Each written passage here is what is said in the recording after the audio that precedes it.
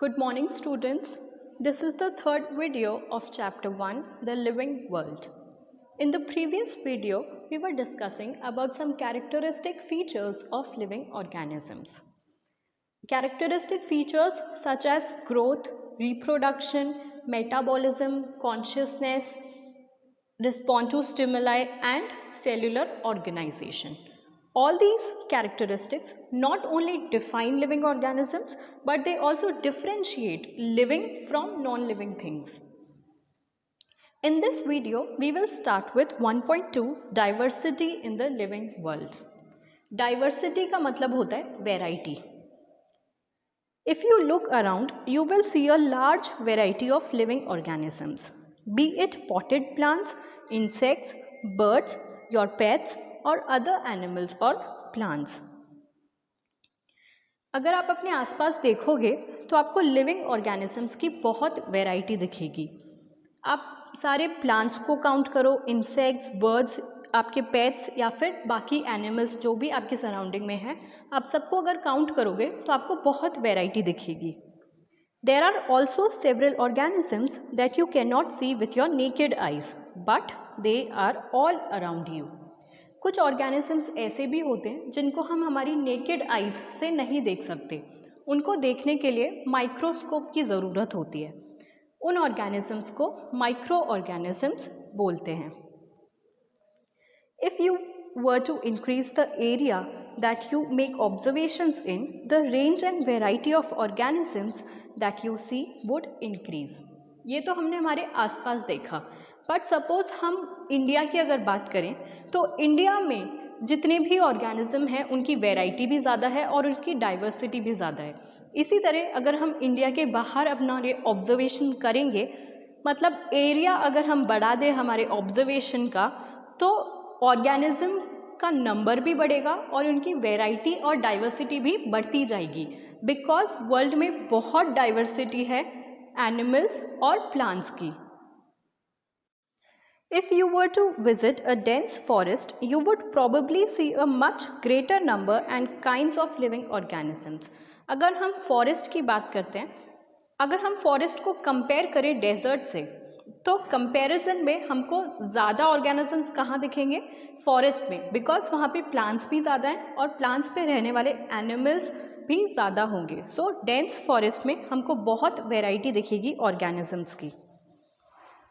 Each different kind of plant, animal or organism that you see represents a species. हर तरीके का plant जो आप देखते हो, एनिमल जो आप देखते हो, वो किसको रिप्रेजेंट करता है? एक पर्टिकुलर स्पीशीज को रिप्रेजेंट करता है. The number of species that are known and described range between 1.7 to 1.8 million. अगर हम स्पीशीज़ की बात करते हैं तो हम पूरी कैटेगरी की बात करते हैं. सपोज कैट एक स्पीशीज़ है और डॉग एक अलग स्पीशी है, तो अभी तक हमको 1.7 टू 1.8 मिलियन स्पीशीज़ हमने डिस्कवर किए हैं और आइडेंटिफाई किए हैं. लेकिन जो स्पीशीज़ डिस्कवर और आइडेंटिफाई नहीं हुए हैं उनका काउंट भी इतना ही होगा, बिकॉज डाइवर्सिटी इतनी ज़्यादा है कि हम सारे स्पीशीज़ को डिस्कवर नहीं कर पाए. This refers to biodiversity or the number and types of organisms present on the earth. जितने भी plants और animals और living organism including microorganisms जितने भी अर्थ पर हैं उन सबको एक collectively term they the biodiversity. We should remember here that as we explore new areas and even old ones, the organisms are continuously being identified. अभी भी कुछ ऑर्गेनिजम्स ऐसे बाकी हैं जो आइडेंटिफाई नहीं हुए हैं. और ऑर्गेनिजम्स आइडेंटिफिकेशन कैसे होता है? जैसे जैसे एरिया बढ़ता जाता है वैसे ही आइडेंटिफिकेशन ऑर्गेनिज्म का बढ़ता जाता है और होता जाता है.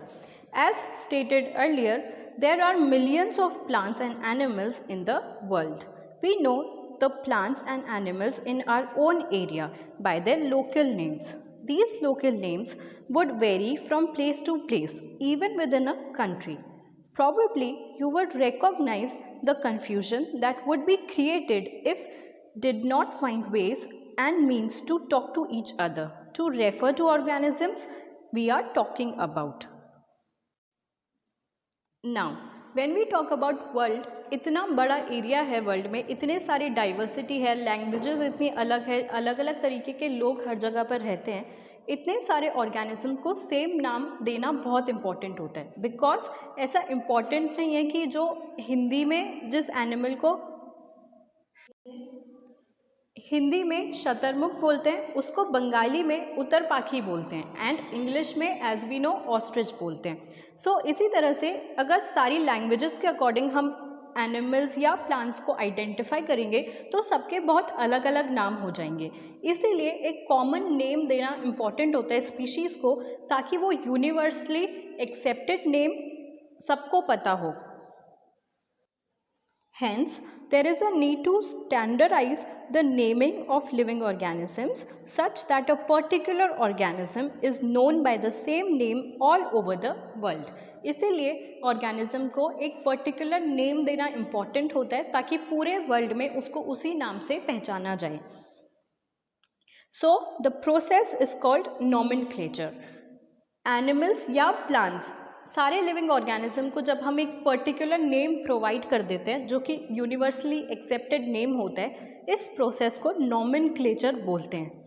ऑब्वियसली नॉमेनक्लेचर और naming is only possible when the organism is described correctly and we know to what organism the name is attached to.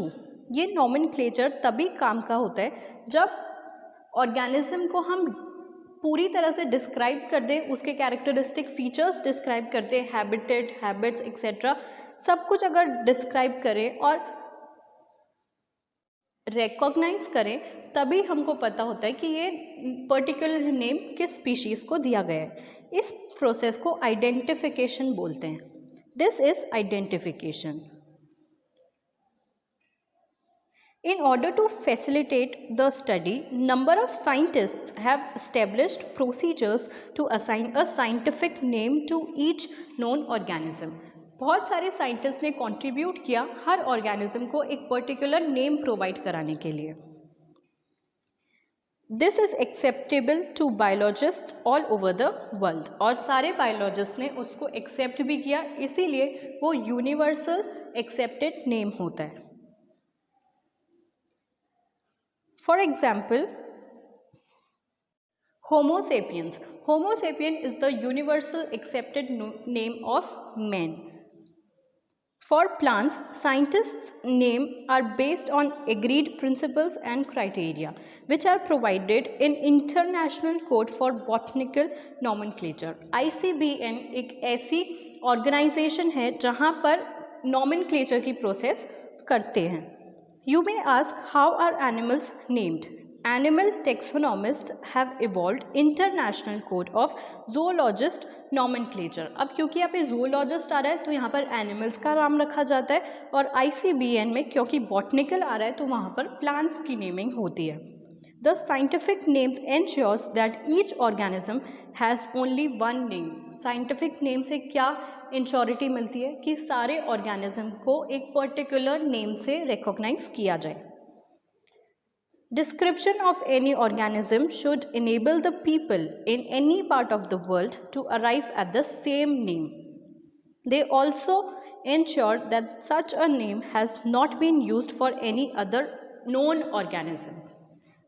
एक पर्टिकुलर स्पीशीज़ को एक स्पेसिफिक नेम दिया जाता है जो कि बाकी किसी स्पीशीज़ को नहीं देते, बिकॉज स्पीशीज़ के नेम में कन्फ्यूजन नहीं होना चाहिए।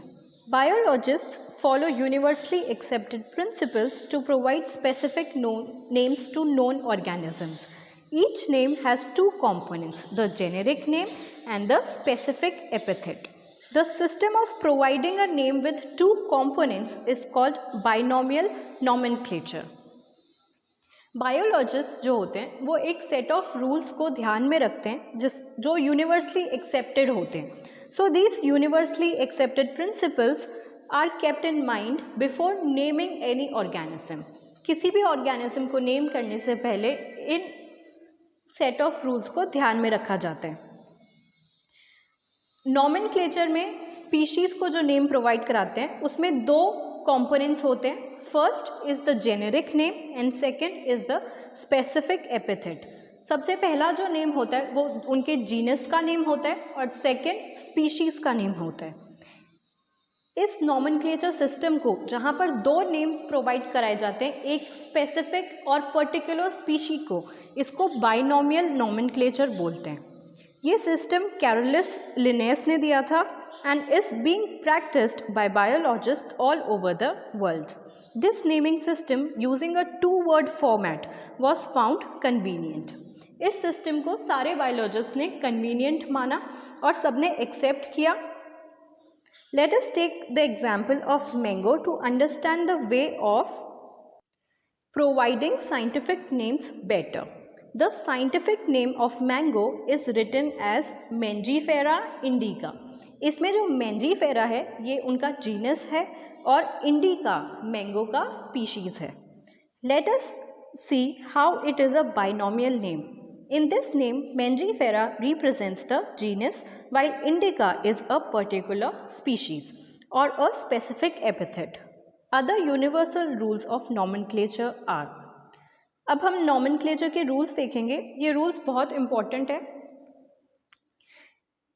First, biological names are generally in Latin and written in italics. They are Latinized or derived from Latin irrespective of their origin.